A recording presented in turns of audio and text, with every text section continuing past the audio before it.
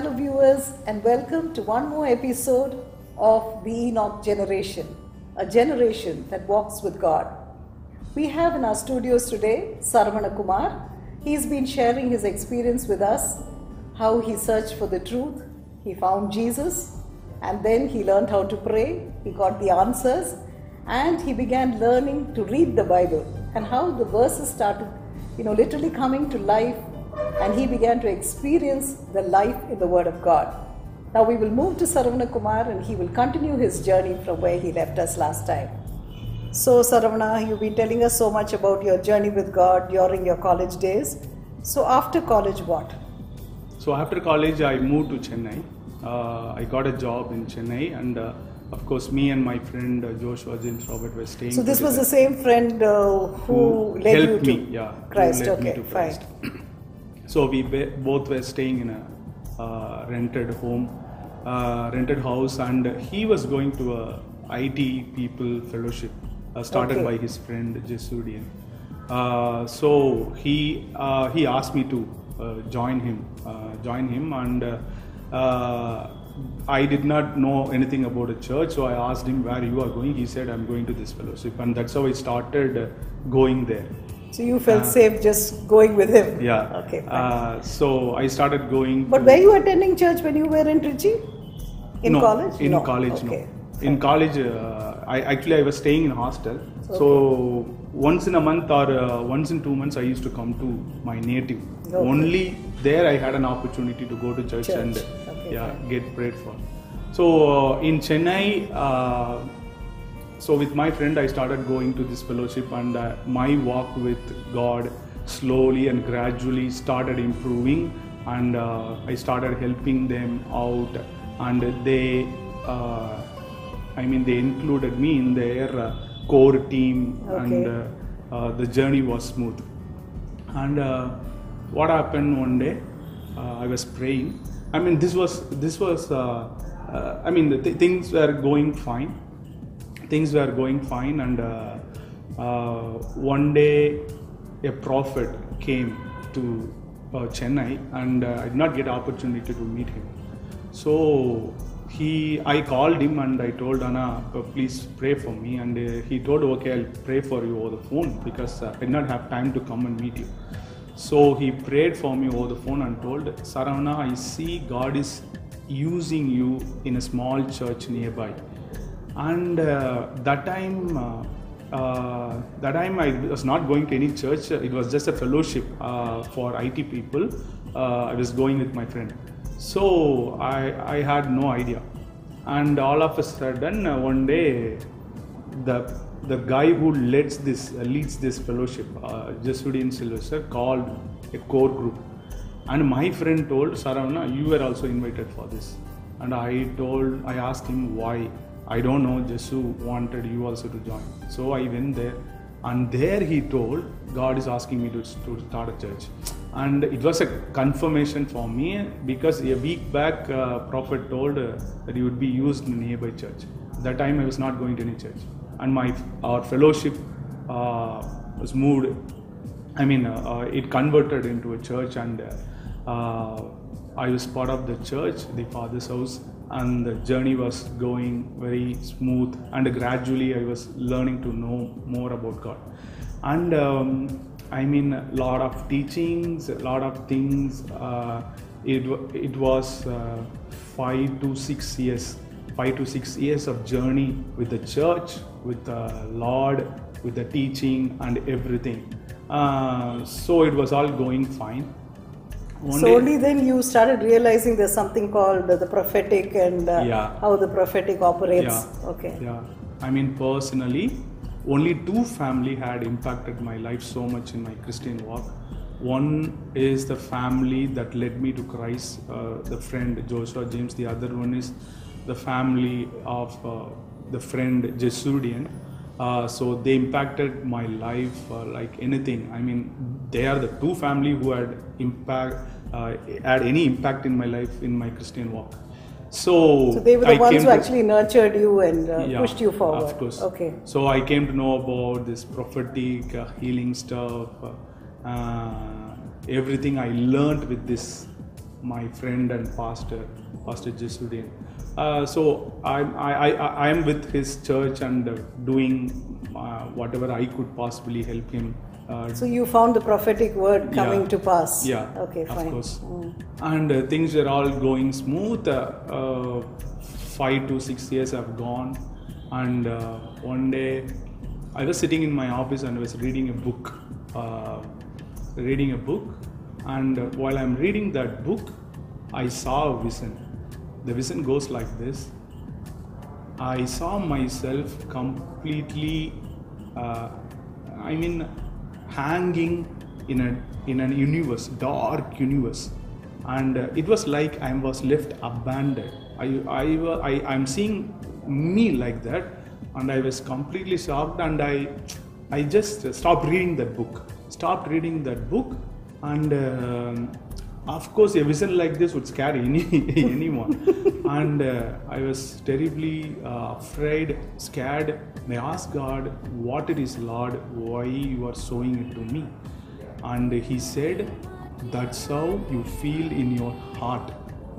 And I was like completely blown away, shattered. What? He said, he exactly used this word, you are feeling fatherless in your heart. You feel in your heart that you are completely abandoned. I was like, Lord, years and years of teaching. I have heard right from my young age, I have heard that God is your father.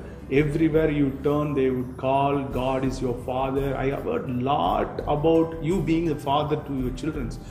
But God said, what to do? But that's your reality. You still feel fatherless in your heart. But I would say, after my salvation experience, this encounter played a very pivotal role in my life transformation, because that's when I understood the difference between the head and heart. Wow, that's amazing, because I think encounters generally, it transforms us upside down, inside out. Yeah. And we just become a different person after an encounter. Yeah. So it's amazing. So when you had this vision, you were just reading the book, eyes open? Yeah. And you just saw what Yeah. you saw? Yeah. So it wasn't a dream? Yeah, it wasn't a dream. I was just reading this book and I got this vision. Okay. And I was like... So was this vision related to anything you were reading?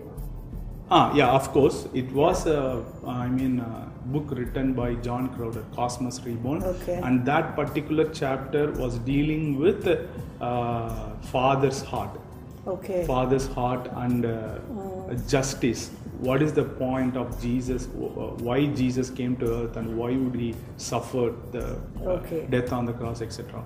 So, because generally when it comes to anything in the world, we stick on to our knowledge. Yeah. So even the Bible most of the time is read with Exactly. head knowledge, not with what is in the heart. exactly. So even in the church, I was passionately serving God, and I was doing whatever I could do possibly from my side, and I had attended all the meetings, and I did my best to learn and know God, and all of a sudden God gives you this vision. You are feeling fatherless, and I was like, where are all these teachings and word that God is your father, God loves you? But God told, but this is your reality. So that was your knowledge of God. This is your reality. Not your experience. Yeah. Okay. This is your reality in your heart. And that's when I got shocked, and I fell flat at his feet, and I told him, God, please help me. Because at that time, till that time, I was kind of, okay, we know stuff. I mean, you ask me any Bible to prove God is your father, I'll prove it. It's very easy. But do you know that in your heart is what the question? And that comes only when you experience him as a father, right? Experience him as a father. And when I first experienced that too, from God coming and you confronting you idiot, you just know it in your head. In your heart, you still feel fatherless, you feel abandoned. And that's when I started feeling the difference between heart and head. And there is a culture in our heart that is still not aligned with the word of God, or aligned with the truth. and from there my journey got transformed completely, and God took me on a hard journey. He told me, I mean, our heart speaks a language, and we generally don't listen to that language. Our language is more of 80% are influenced by our mind, surface level communication. We don't, I mean, in the current society, we don't even cultivated this habit of communicating from the heart, how you feel. Another example is how I come to know about this thing is, one day I was praying in my home and I saw a vision. In the vision I saw a 5-year-old guy, a 5-year-old boy, and he's naked. And Jesus is holding me like this, as a father holding his child. Jesus was holding this guy, but this guy is naked. When I saw this vision, I knew in my spirit it was me. Okay. It was me. But at the time, a thought struck me, and that changed my view about God once and for all, because I never thought God would accept me in that position because I'm naked. Okay. I do not have anything to hide or position myself before God as a good boy or something like that. I did not have anything. But when I saw Jesus holding me in his hand, I am a naked boy. Even though I got saved and I passionately following God, that was the time I felt accepted by God. All through my journey, I was trying to pretend to be someone before God, because I genuinely want to be pleased before God. But when I saw this vision, I was like blown away. Then why am I carrying all these things when God is ready to accept me just as I am? This is, I think, the irony in most of our lives, because we may know the Lord, we may have a walk with God, but there are things that we think that He knows nothing about, and that's not the fact at all. Yeah. We are any moment in our life naked before God, because there's no place we can hide from Him, nothing we can hide from Him. And I think because we're so used to human relationships, that we tend to look at the Lord in the same way. Okay, He doesn't know this part of my life, He knows only this, so He attends to only this, and He doesn't care about that. But it's not the truth at all. And as you say, this is a very big truth. Yeah. Because once you understand that whether you tell Him or you don't tell Him, He knows everything about you. Yeah, that's the time you begin to feel secure in Him. It is. No matter what, He knows me. Yeah, it is not God. Yeah. It is you missed to meet yourself, Yes. is what I learned. Because in your heart, whether you accept or not, in your heart you feel fatherless. In your heart you don't feel accepted. When God pulled my hand, took me there, face yourself, this is you. And I was like, I had no other option other than fell flat at God's feet and tell, Lord, now help me. I forget everything that I learned. Now help me. And this particular thing, acceptance. In this journey, in this hard journey, God helped me learn one thing is, nobody would ever feel accepted as long as they pretend to be someone else. Only when we accept people for who they are, only then they will genuinely experience our love and they will genuinely feel accepted. Because it was around 10 to 12 years of journey, salvation journey. Right from the start, I've been hearing, God loves you, God loves you. But why this truth never been understood by anybody on the earth? Because it has to be truly experienced by you, by heart. As long as we go to God with our mask, or we pretend to be righteous or someone before Him, we never feel accepted. It's because we've been brought up with such thoughts, like you go to God's presence, this is how you need to act. So it's more of a drama that we put up there. But actually, when you're truly in His presence, like Psalm 91:1 tells us, that secret place of the Most High, everything is so open there, and you are just communing with Him as you are, because He's accepting you as you are, the way He's created us, and He knows us better than we know ourselves.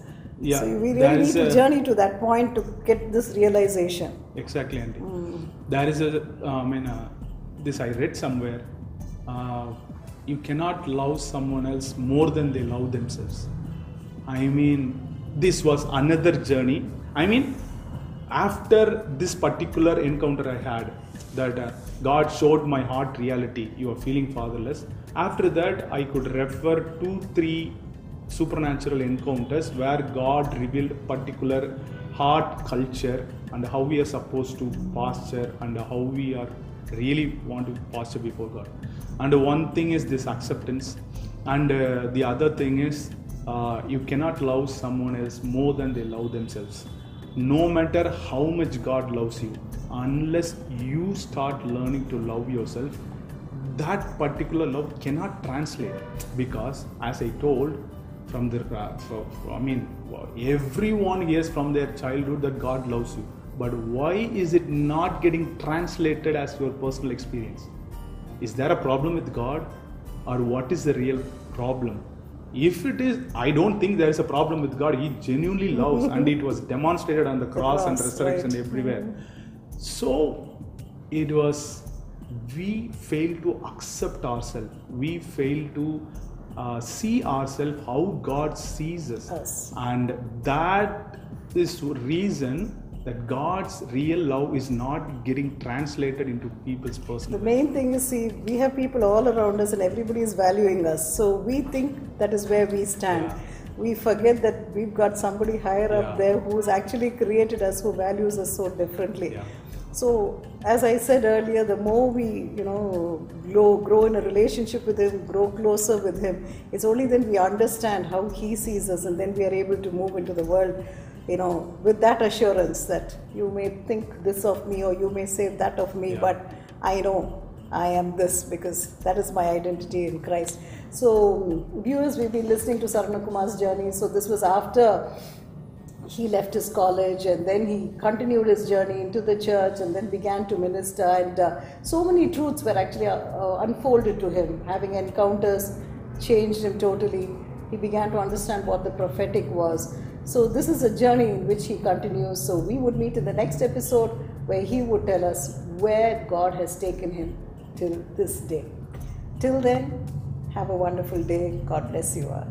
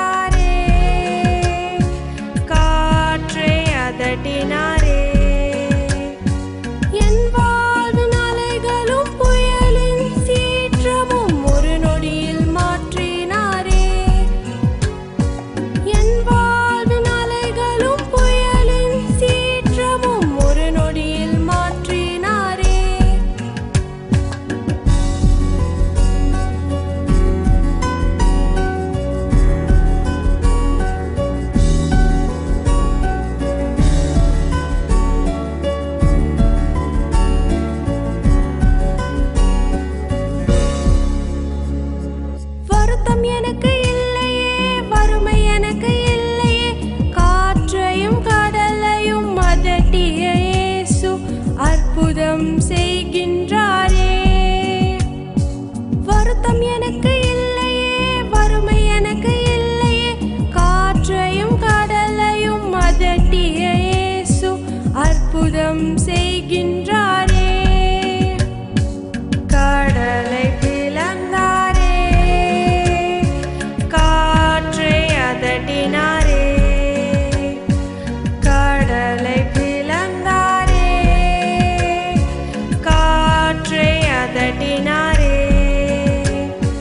என் வாழ்வின் அலைகளும் புயலின் சீற்றமும் ஒரு நொடியில் மாற்றினாரே. என் வாழ்வின் அலைகளும் புயலின் சீற்றமும் ஒரு நொடியில் மாற்றினாரே.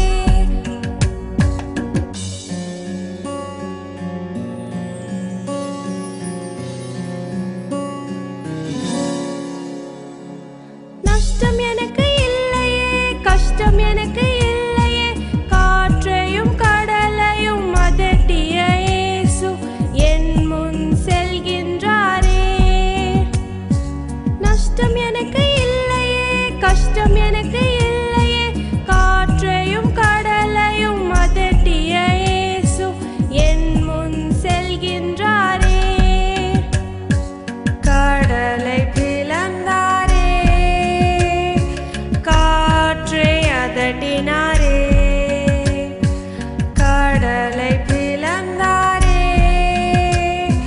காற்றை அதட்டினாரே. என் வாழ்வின் அலைகளும் புயலின் சீற்றமும் ஒரு நொடியில் மாற்றினாரே. என் வாழ்வின் அலைகளும் புயலின் சீற்றமும் ஒரு நொடியில் மாற்றினாரே. கடலை பிளந்தாரே, காற்றை அதட்டினாரே. கடலை பிளந்தாரே, காற்றை அதட்டினாரே. என் வாழ்வின் அலைகளும் புயலின் சீற்றமும் ஒரு நொடியில் மாற்றினாரே. என் வாழ்வின் அலைகளும் புயலின் சீற்றமும் ஒரு நொடியில் மாற்றினாரே.